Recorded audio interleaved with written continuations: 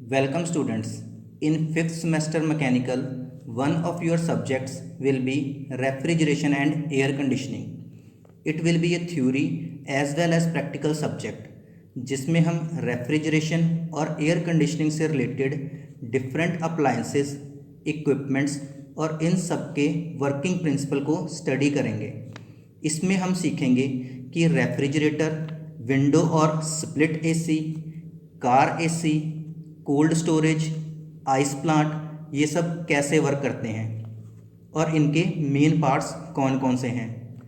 इसके अलावा हम देखेंगे कि इन्वर्टर एसी टेक्नोलॉजी क्या है, खाने वाली चीज़ें यानी फ्रोज़न फूड को लंबे समय तक प्रिजर्व करने के लिए कौन सी टेक्नोलॉजी यूज़ करते हैं, और बड़े बड़े शॉपिंग मॉल्स और इंडस्ट्रियल प्लांट्स की एयर कंडीशनिंग कैसे की जाती है। अगर हम लैब की बात करें तो हमारे पास एक well established refrigeration and air conditioning lab है जिसमें हम refrigerator, air conditioner, water cooler जैसे अप्लायंसेस की वर्किंग को प्रैक्टिकली समझेंगे और साथ में रेफ्रिजरेशन ट्यूटर की हेल्प से रेफ्रिजरेशन सिस्टम की परफॉर्मेंस को मेजर करेंगे।